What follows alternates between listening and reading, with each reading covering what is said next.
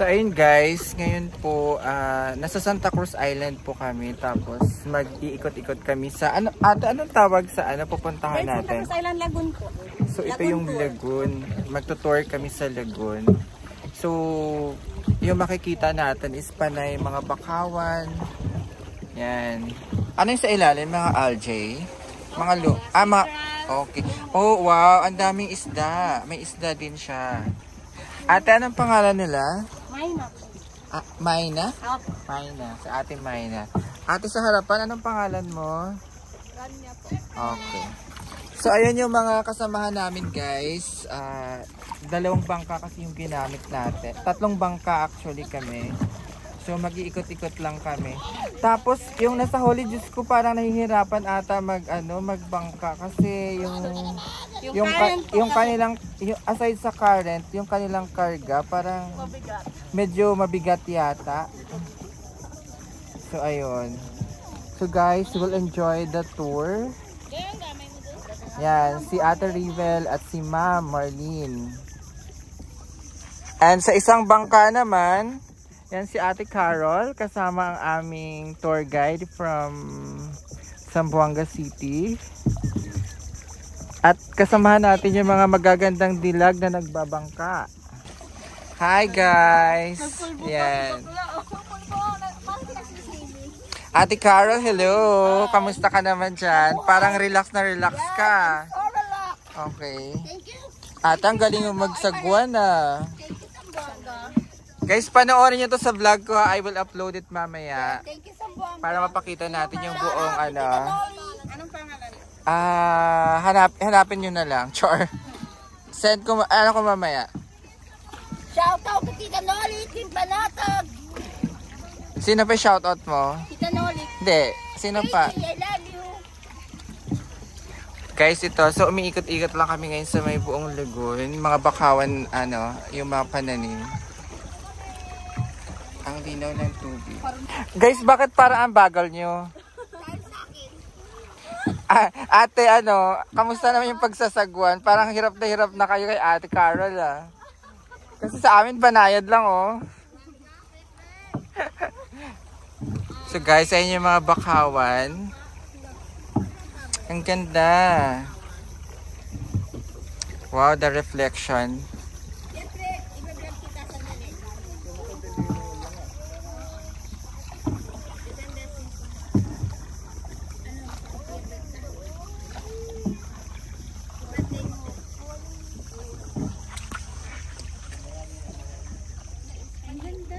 So, ayan si Ate Rivel. Hello! Ha? Asa may hipon dito? Paggabi po, sir. Pag yung walang buwan. Opo. Pag walang buwan? Oh. So, ba't hindi tayo manguha ngayon? Hirap po sa pag-araw. Ba't saan sila, nakatago sila? Opo, pag-araw po nakatago sila. Kasi nakikita nila po sa yung bangka. Pero paggabi parang bulag sila. Okay. Alam nyo guys, kung ano nakaka-amaze dito is yung mga nagtutour sa amin is mga mga babae sila. You're student from what university or school? First year college na po. Oh, okay. So ano mga course na gusto nyo kunin guys? Undecided pa. Di naman. Hindi, nakakamanga lang kasi this is not the typical na work ng mga mga student. Actually po sir, pag ganitong walang klase, paramihan po talaga. Ito yung tas babae. Oh. At least diba? So they were students. Yes. Kami students. At ang ganda oh. Tagarang-tarala eh. Nika, ang ganda no?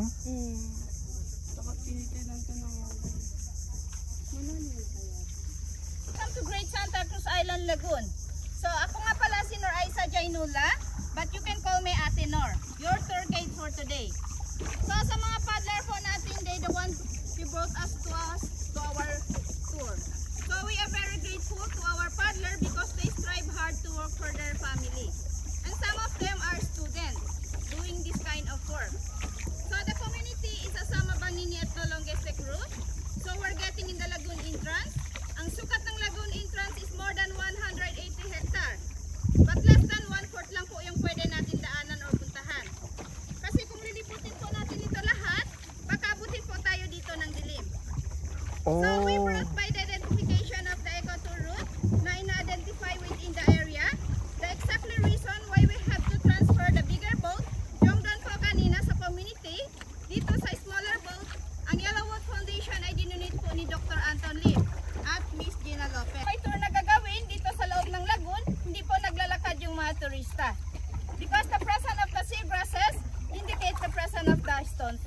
So Ma'am Gina Lopez is nagpunta talaga siya dito Yes, sir. para Nagpunta mag-ikot po talaga before. Dominant species po tayo, yun po yung bakawang babae at lalaki. So dito po ma'am, sir, ma-identify natin yung babae at yung lalaking bakawan. Paano? Okay? Yes po. So dito po, makikita po natin yung bakawan na babae, makikita po natin yung lips niya. Okay. Broader at malapad. So the flower distribution, paramihan po yung sa babae. Okay. So sa lalaki naman po, makikita natin pointy at mahaba yung lips niya. So, sa flower distribution po, dalawa lang po yung sa lalaking bakawan. Paano natin ma-identify ate? Kasi parang isang puno lang naman sila. Yes po, nagsama po yan sila sir. Oo, mag-asawa sila. Yes po. Saan yung anak? Mag-asawa na po yan sila Sana dito. all nagsasama. Saan yung anak ate? Wala silang anak? Sana all nagsasama. Ma-identify natin sir, yung babae at yung lalaki, tingnan po natin yung flower distribution niya, paramihan. Okay. Tsaka yung sa Guys, ito yung babaeng bakawan. broader at malapad. Okay. So, Then, yung lalaki namang bakawan, ma-identify daw natin kasi yan lang. Pointed yung dahon niya. Sana all at mahaba yung dahon. Okay. Ay, sana all mahaba. So yung ano niya ma'am, flowers niya dalawa lang, parang mani lang po yan. Ay, may mani. Ay, ma'am. So the flowers, once it's matured, it will now call the propagule. So, ayan na yan. So ito na po Oh, yung propagule. so ayan na pala yung product Yes, niya. Bunga ng bakawan natin. po yan. Ma'am? Kulay. O hindi po ma'am. Ito po yung para sa planting po talaga ito. So yan, pwedeng itanim. Yes po, ito na po yung pwede tanim natin. Okay. Ito na po yung ready to planting. So, madidetach po yung crown niya sa kanyang stem. The first pointy is the first leaves of the bakawan. So, ito na po yung ready to planting. So, for the planting here in Santa Cruz Island, prohibited na po siya. Because we already covered the entire area kung saan pwede tayo magplanting. So, kung mapapansin po natin, ma'am, among that side, lahat yan ay bakawan na babae. So dito sa side na to, makikita po natin bakawan po yan lalaki. Ito daw may... okay. Para, So wala pa yan ma'am. Wala pa ma'am. So siguro pag balik po ninyo, mayroon na yan. Oh. So ito po yung tinatawag namin dito sa Great Santa Cruz Island, ang bakawan na may forever. Bakit? Sana all may forever. Kasi nagsama po yan sila ma'am, sir. Yes. Paano sila nagsama? Ma'am? So more than years na po yan ma'am, yung Ate- mga bakawan natin. Ate, curious lang, paano tinatanim yun? Ano mo lang? Tusok lang to sir. Mabubuhay na siya? Okay. Galing Kasi yung propagule po natin, marupok po pag matured na. So kung saan po siya mahulog at tutusok, doon na po siya. So hindi lang tao yung marupok, pati bakawan. Sa isang lugar. Sir, pati bakawan Forever marupok. po natin ma'am, sir, may explanation din po naman yan. Siguro at that time, during high tide, nahulog yung propagule po natin. At hindi po nakahanap ng smooth spot. Pero hula lang yun. Wala siyang ano. Wala So siyang... siguro ganun lang sir. Oh. Yes po. So, pagdala sa kanya ng current, naabutan po ng low tide. So doon po siya tumusok. Hala, ang galing ng kwento ah. Sana all gano'n, nakakahanap ng ano forever. Dapat naka-low tide. Oh, mayroon na ma'am. Ay, sana all. Ganda. So guys, yung pangalan ng bangka is Yellow Boat Foundation Organization. Sana ma'am, naghawak po tayo doon sa forever para mawaan Halad? tayo. Hindi ka naghawak sa forever, Ate Carol. Kawan natin magbibigay ng 1 ton official product. Equivalent 1,000 kilo. Guys, ito yung mga lalaking bakawan. Ito yung nursery ng mga small species natin. So pagka-graduate po nila ng K-12, yun na po yung graduation right nila. Ate, pag umawak ka sa bakawan, hindi ka kakapukit forever ka. Ang ganda. Ano yan? Alimango?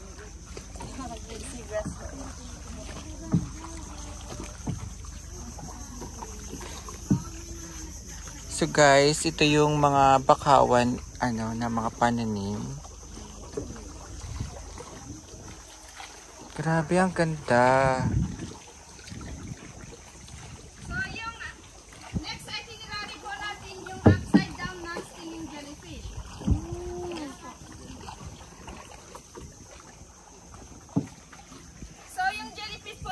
safe po yan hawakan. Sure, baka makati yun. Diba? So, after ko po mag-demo, pwede po tayo humawak yan. At tutulungan po tayo ng mga paddler natin na humawak. Yung brownish na. Ay, baka tumaob napapansin tayo. po natin yung mga brown na yan sa ibaba. Yan po yung upside down non-stinging jellyfish po natin. Oh. Ma'am, okay lang ma'am. Hindi po yan madadaon. Yung malalaking brown na parang bato? Yes po ma'am. Ay sir, yan po. Huwag ka na umuhan. Baka man tayo tumugin. Mababaw lang yan. Apo, mababaw lang. Ayan daw po, may jellyfish daw po sa ilalim. Sabi nila. Yan mga brown na po Yung may yan brown ma'am. daw po, jellyfish daw. So safe yung mga jellyfish dito. Well-preserved Oh. siya. Friendly po yan. Pero friendly. Friendly daw po yung jellyfish. Pero pag kinagat ka, hindi na friendly. Ate pati yan, oh. Yung malalaki na yan. Saan? Ayan, Ah, oh. si anemone po yan sa yung may buti-puti sa taas. Yung pa ito po yung Sige nga ate, kumuha ka nga. Baka tumaob tayo. Diyos ko. So ito po yung tinatawag natin upside down non-stinging jellyfish. So, tinatawag po siya upside down kasi pag bibitawan po natin yan, talagang nag-upside down po siya pababa. So, napapansin po natin flattened head with a sheephead belt po. So, sa paghawak ng jellyfish po natin, kailangan na tandaan natin yung tatlong letters. Yung TLC, Tender Loving Care. Yes, ma'am. Pero 'di ba pag jellyfish, 'di ba usually yan yung ano, paano siya hindi siya nagpo-poison? Oh, wala po talaga, sir. Kasi dito po sa amin, mayroon po 5 to 7 species po. So, isa na po yan dito sa amin yung non-stinging. Ah, okay. So lahat ng ito is identified na hindi talaga siya Oh, hindi talaga, poisonous. sir. Pero may jellyfish na ano. Oo. Tapos jellyfish. Hindi ito, ma'am. Yun po yung kapiso na. Oo, nag-sting. Oo. Ito stingless lang po ito siya. So, kailangan po Yan. naka-level Yan, 1 kuya. lang po tayo sa paghawak. Stingless po ano. Yes, ma'am. Hawak mo. So, Baka ayaw ko pa din. kasi ma'am, pag iangat po natin yan, may tendency parang mamatay. Sige nga, Nika, ikaw humawa. Yes, kailangan po na. Ay, nawala siya. So, level 1 lang po tayo ma'am sa paghawak. Kailangan po, hugasan po lang natin yung kamay. Baka may ginagamit po tayo lotion or yung lotion. Ay, ayun o. Ayun o! So, kaya yan ma'am. Ayun, Ate Carl, sa harap may dumadaan. Oh. So, level water lang po tayo. Hawak ka! Hawak ako. Teka lang. So, kailangan. Takot ako sa malalambot. So, ganyan lang po ma'am. Parang yan. Ayaw na malambot. Parang ang lambot. Parang siyang jelly talaga. Ay, siya, ayan oh, ang gala. Oo. Ayaw ko. Shit, umikot ta. Baka tumaob tayo.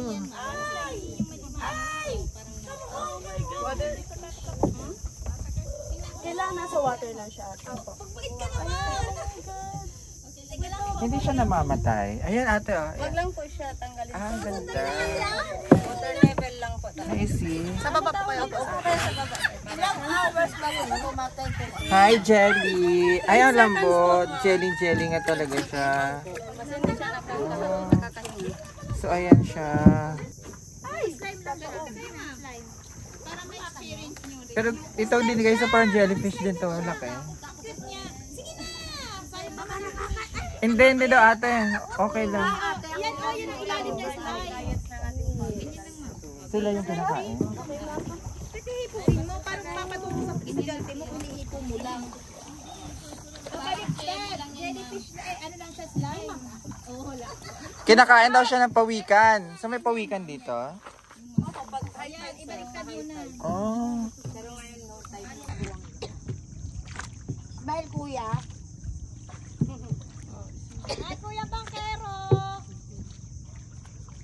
Welcome to the